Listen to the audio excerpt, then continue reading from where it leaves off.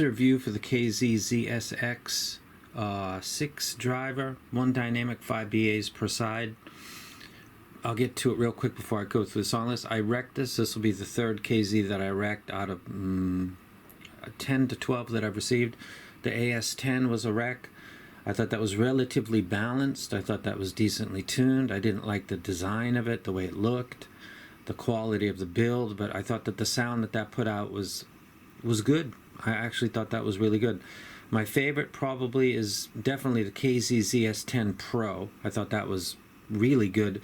Slightly less balanced, more towards a V, but a pleasant overall sound with the treble that's reasonably forgiving relative to other KZs and stuff that's in its price range. So that'll give you kind of a basis. I think that the ZS10 is a good, relatively balanced set. I think that the KZ-ZS10 Pro is more V-shaped, a soft V. It's not that bad. I get mid-details out of the ZS10 Pro, and I enjoy its presentation of the music.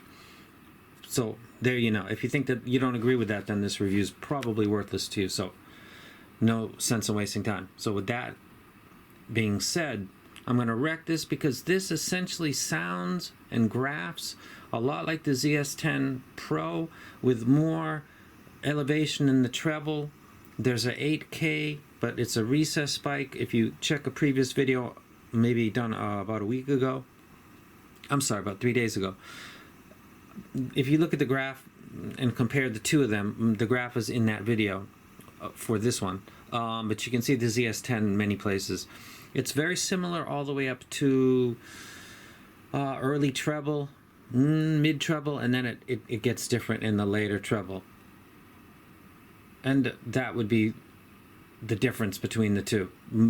Pretty much in tuning would be later treble. And the difference between this would be, I think that there's more micro detail, or the sense of micro detail gotten by this.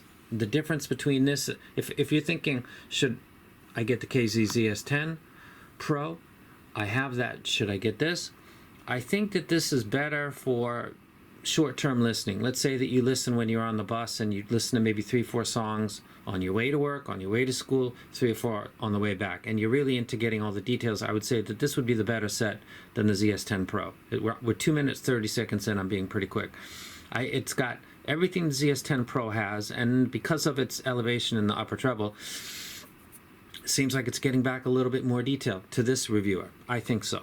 However, I think that if you were listening to this for longer periods of time, you could find that same benefit to be the downfall, which would be maybe fatigue would set in because of that. I've learned that stuff that gives tons of micro detail, because of that, not the elevation or the amplitude of the treble, just the brain. You're catching everything. Your brain's constantly at attention.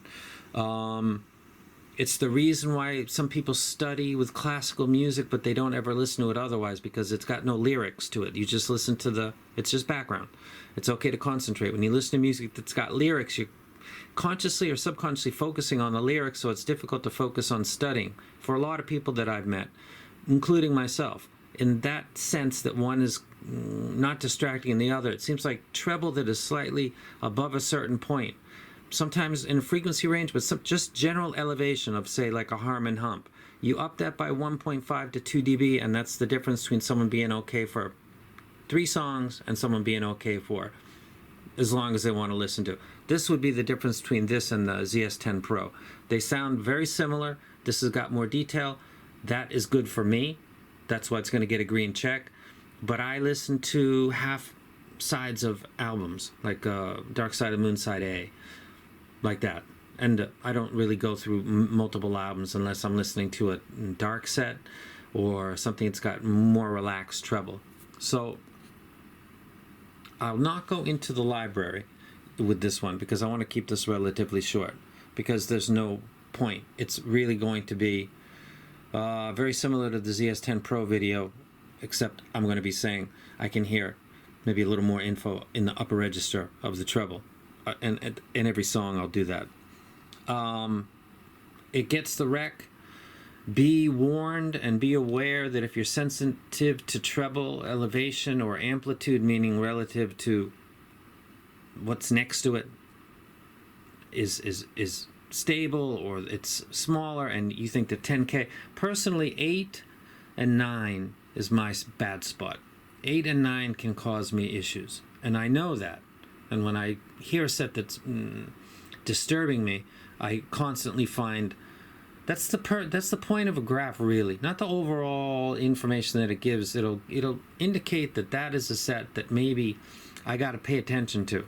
Like, proceed with caution. So you need to take a look at a graph. It's done in a previous video. Maybe somebody else will do a graph. And is that something that bothered you before? Because that probably will never change in your life unless it's from age-related hearing loss. Otherwise, that's your sensitive spot. People say 8K. I think that's like sheeple. People repeat that again and again, but I think some people are maybe more sensitive to 10K. Whereas I look at 10K and think that I'm getting a sense of space and air. Another person might say, I'm getting fatigue. So 8 and 9 is where I find I'm going to get tired really quick. This doesn't do that, but it's giving so much micro detail that I think I might get fatigued. But I'm going to wreck it because it's $50. It's a ZS10 Pro with a little bit more micro detail via the elevation and the treble. So they did good. I wish, this is my request, if anybody from KZ, of course they won't, but if you ever see this video, I just slapped a different cable on this, and mentally it feels nicer. Forget about the sound. It's just a nicer, it looks nicer, it's nicer to handle. It's not, that cable you guys use is just total garbage. It's absolute total garbage. And other companies use Fearless, they got to get their stuff together with their cables.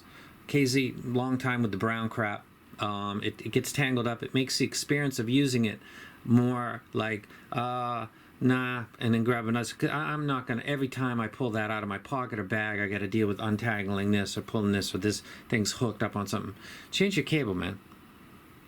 Little things, baby steps. Change the cable. Keep doing what you're doing for another 3-4 months, but change that cable and then take another step and keep improving. Spaghetti on the wall. This piece of spaghetti sticks. I think it's good. I'm using phone tips, by the way, in case you didn't notice. They just seem to give me a great fit. Fit, by the way, is pretty good. And we're out. For KZ fans out there, if you're wondering, should you get it? If you're a detail junkie and you find the ZS10 Pro to be good, but you want a little more crunch in the guitar, you want a little more sparkle, I would say that this would do that, in my opinion. Again, because of the later treble. If you have the ZS10 and you like it and you want something that's got maybe more polite bass or more tame treble, then this wouldn't be the set that you're looking for, because bass sounds the same or maybe slightly better, but let's call it the same, with treble being more to my taste, but that's personal and can be fatiguing. To me too, actually.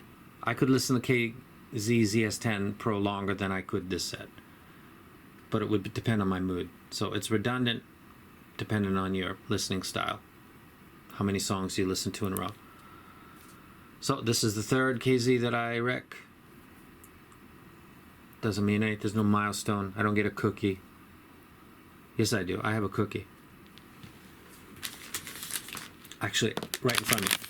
Totally unplanned. My student here in Japan, Central Park.